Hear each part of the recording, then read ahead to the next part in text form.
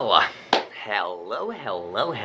and once again, welcome back down the rabbit hole. I'm Icarus 480, back with Icarus Storytime, episode 4 of Tales of the Street. This is the series finale in this chapter of stories, if you would. I do apologize for the wait on this. I know a lot of you guys have been like, what the fuck? But hey, it is what it is. Fuck me, I'm a lazy bastard. That's all we can sum it up to.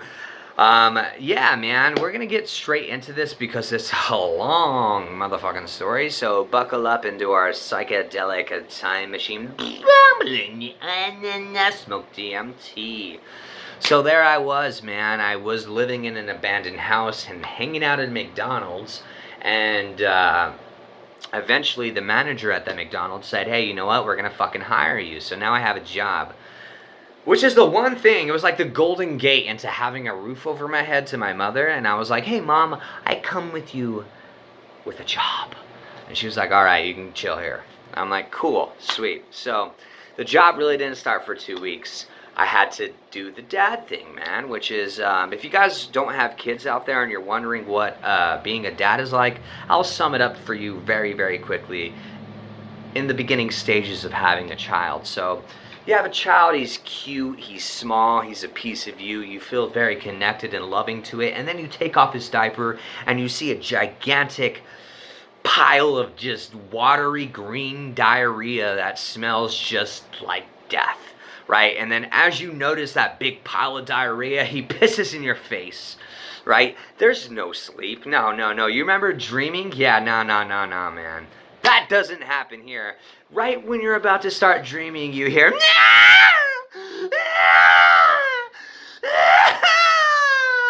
so you turn to your significant other, you're like, yo, will you go get him? And she's like, no, it's your turn to get him. So you guys have like a good 5-minute argument with, in the background. You're like, all right, I'll get up and I'll get him. And you go and you cook some formula and you pop it in his mouth, and then he starts sucking on the little bottle, and you're like, oh, this is so cute. Then you fall asleep, and then about 3-4 hours later, it's like, right? The most frustrating thing in the fucking world, bro. However, my job, once again, finally started. So I move into this McDonald's restaurant, and the owner immediately did not like me. Why? Because I had stretched ears. Yes, these same ears that everybody on YouTube is like, what the fuck is wrong with your ears, man? Is that like a birth defect or something, dude? I can't stop staring at your ears, man. Well, guess what, bitch? It's 2019. Welcome to the world of body modifications, you stupid motherfuckers. Anyways, so yeah, the dude was much like those dumbasses on YouTube who just did not understand what body modifications were. And the guy who owned this McDonald's restaurant owned literally every McDonald's restaurant in Pinal County, so he immediately did not like me because they weren't supposed to hire me because of my ears. In his word, it's a health hazard. Like my earlobe's gonna fucking fall off in your McDouble or something. So that guy, the person who like ran that McDonald's was his lesbian daughter, and he kind of went to her and was like, why did you hire this dipshit with the ears? And she was like, well, she hired him apparently because he's homeless and she wanted to give him a chance and stuff. So the eyes were on me, but my ears were on them. I kind of knew what was going on, like, oh fuck, am I already gonna get fired? It is what it is, man. I started working for McDonald's, doing what I needed to do, flipping burgers and shit, and I was super fucking stoked, man. I was no longer sitting in the streets so asking for quarters or anything like that. I was flipping McDoubles and shit. It was like when SpongeBob got fucking hired at the Krusty Krab. I was like, I'm ready, let's make some nuggets. And yeah, dude, this went on for a fat period of time, man. I got hired like late October. It faded into November with Thanksgiving and Christmas and whatnot. My son starts to get older. He stopped pissing in my face and started doing very cute things like dancing to Mickey Mouse Club and stuff like that, and doing things like na na na na na da da da da, shit like that. And you're just like, yo, this little dude's like really growing up, man. It's pretty crazy. So I'm working at McDonald's and I'm like thinking to myself, like, this is honestly like my first actual legit job, and like I'm like dedicated as fuck to it, you know what I mean? They're asking me to work long hours, crazy hours, like, hey, we want you to work till 12 a.m. midnight and then come in at 4 in the morning. Can you do that? And I'm just like, yes, absolutely. I'd rather do that than fucking go back to that abandoned house, you know what I mean? So I was working really crazy fucking shifts and stuff like that. I got very comfortable with my coworkers. Life is moving on. Me and my mom, however, are still at each other's necks, right? We're having a little fight here, a little fight there. You know, I was trying to take the initiative once we started fighting to get the fuck out of the house. Once we got in an argument, I was like, I'm gonna leave. Screw you, Mom. I'm going home to the streets. So I would just like take a walk for a few hours and stuff like that. Come back, she's cooled off, went to bed, whatever. And it just escalated to the point where we just couldn't stop fucking arguing with each other, man. And it just tumbled down. So as this is happening, all of my coworkers now get a house together, right? They called it the Mick Palace. I'm literally not making this up.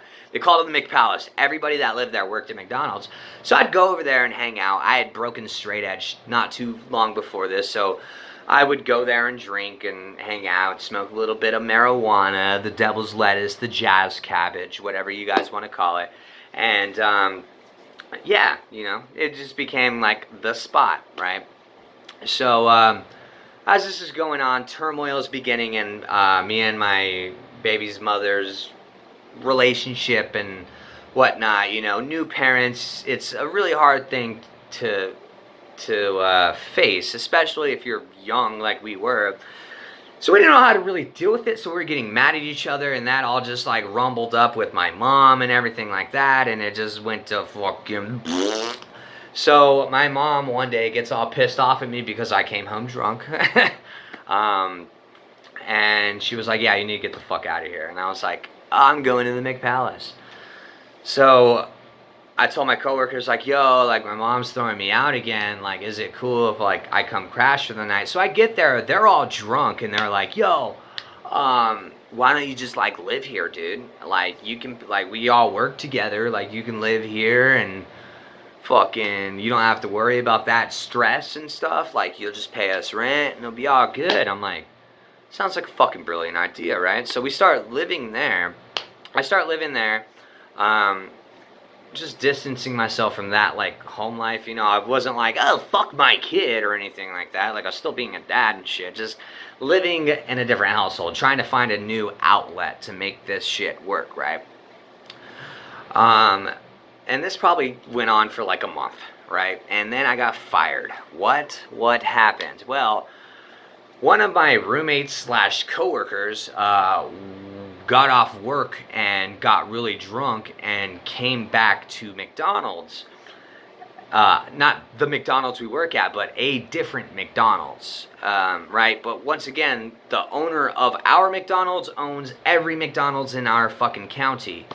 So he ended up going to another McDonald's, and I was there with him, and he walks up to the cashier and says, "What up, nigga?" Right? So the cashier is half black, doesn't know this guy, and says, "Hey, don't fucking say that.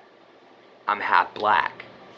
And then, being the drunken idiot that this guy was like, "No, fuck that. I'll say whatever the fuck I want." He's like, "No, you're not gonna fucking say that." He's like, "Well, what the fuck are you gonna do?" He's like, "I'll come over to the fucking counter and beat your fucking ass right now." So I'm like, "Yo, guys, calm down, calm down." And as I'm saying this, my fucking dumbass roommate slash coworker pulls a fucking knife out, and he's like, "I'll fucking stab you right now." So I grab the knife out of his fucking hand, and I'm like, "What the fuck are you thinking?" The dude comes out from around the corner. They start like almost trying to fight, and I break him up, and I grab that dude and I push him out. I'm like, "You're a fucking idiot," right? So the next day we are scheduled for work. He calls the restaurant to find out what time we work, and they're like, "You just need to come in at 10. Whitney, that lesbian chick, wants to talk to you." And he's like, "For what?" He's like, "Oh, just come in. She wants to talk to you." And I remember hearing this conversation laying in my room, and I'm like, "Oh, fuck, this dude's about to get fired." And then he hangs up the phone, and all I hear him say is, "Fuck!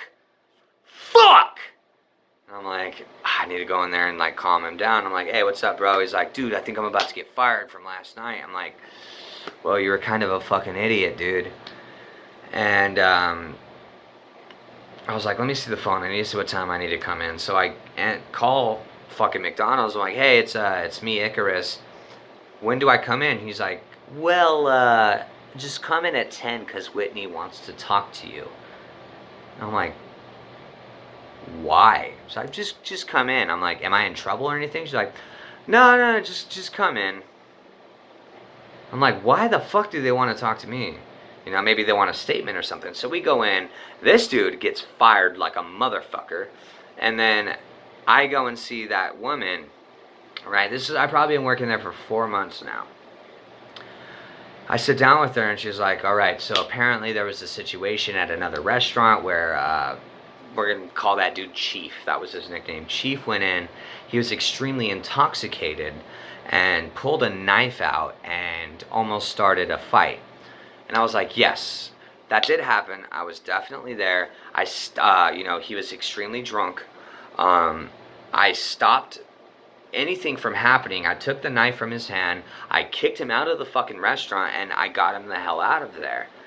She's like, I understand, but for that we have to let you go. And I'm like, why do you have to let me go from that? Like, literally that dude could have got stabbed over this. Like, this situation could have been a lot worse if I wasn't there. She's like, I understand. I saw the video, I heard the audio, and like, I'm trying to work with my father right now to maybe keep you on staff, but right now we have to let you go. I'll call you in a week if we can keep you on. If not, you can come pick your last check up in 2 weeks.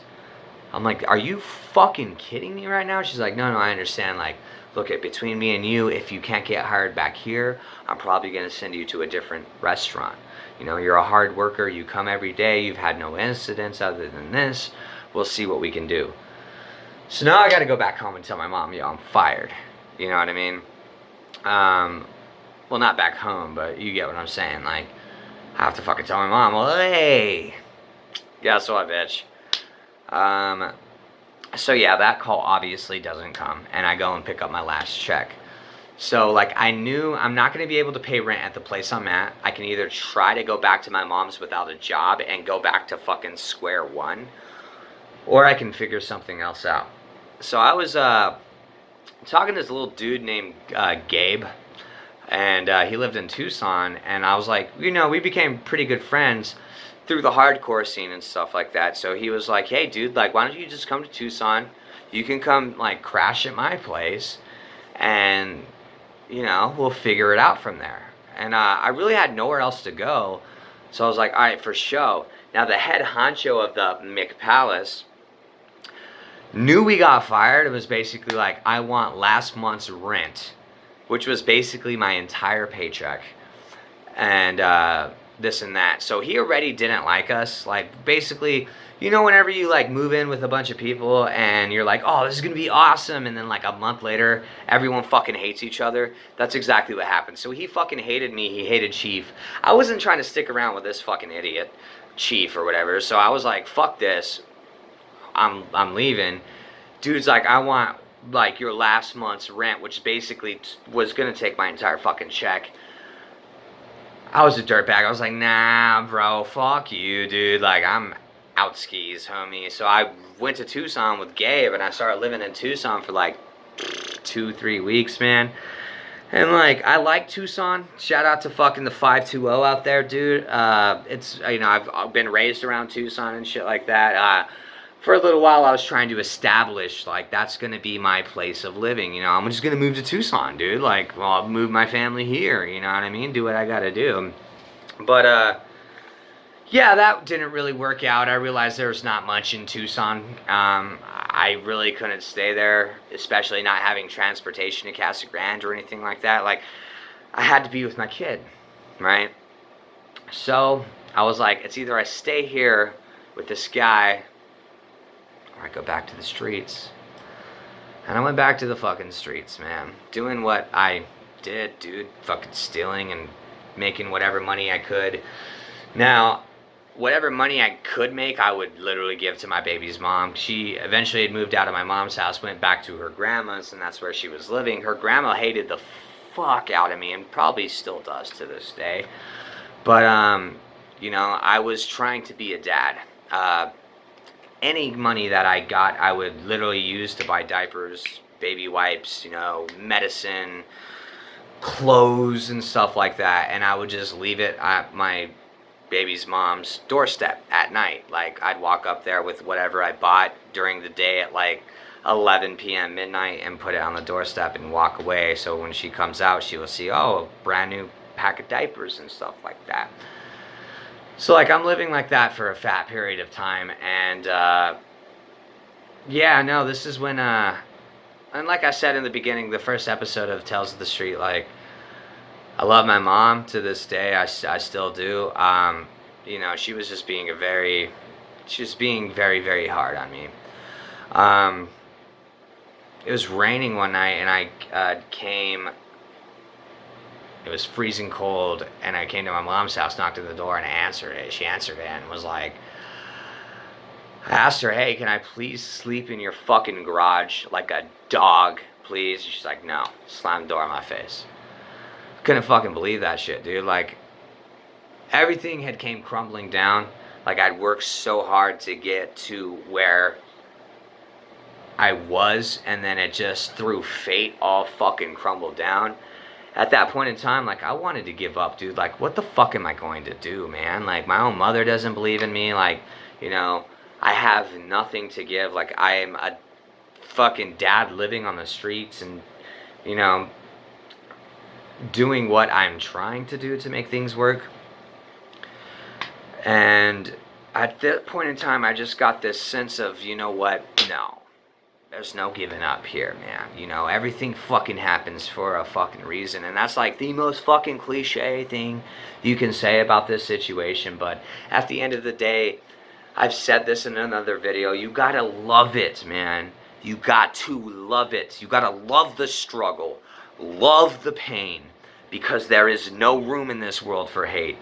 The hard times are the bricks being laid down to build your fucking spirit. You gotta fucking go out there and you gotta roll with the punches, dude, because at the end of the day, you're gonna come out this bigger, better, and stronger than you'll ever fucking be.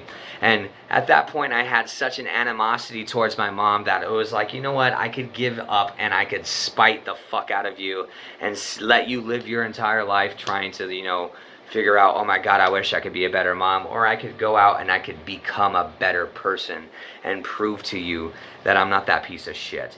And, you know, what I just kind of shared, I really didn't want to share in this just because of the sake of my mother. You know, I love her to death. She's my best friend. You know, I understand what my mom is doing. You can have any fucking opinion you want of it. I don't give a fuck what you think about my mom. I love her, and I'm so fucking thankful. This is why I have this behind me. That's why I have a roof of my own over my fucking head, is because she taught me that I can't be there for you your entire fucking life. You're a fucking dad now. You have to fucking not think of me. You have to think of yourself and your child. That's why I have this, baby. I love you, Mom. You know, you're still a dick for this, but and I love you to death. So I continued to roll with the punches, man. And that's what you guys all should do in your own fucking journey, is keep rolling the punches. And no matter how much it fucking sucks, dude, the feeling you get when you come out of it, dude, there is no fucking words for it whatsoever.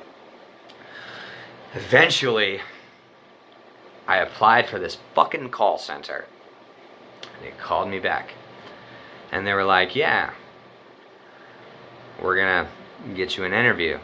And I like hung on to it like hope, like, oh my God, oh my God, oh my God, like this could be it, this could be it, this could be it. So I told my baby's mom about this call center. Hey, I just, you know, they're hiring. You should try to get a job there. We can get a job together, and then we can like get our own place. Not have to worry about this shit, you know what I mean? Raise our child together.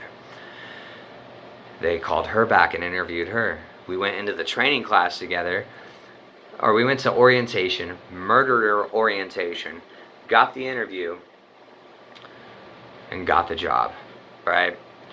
So at that point, she was still living with her grandparents. I was still living in the streets, and I worked for about good 2.5, 3 weeks until we got our first paycheck. And once we got our first paycheck, we moved into this extended stay hotel together. Our son at that point was probably like 7 months old. Yeah, no longer homeless, you know. Now I have a job, gaining experience through customer service.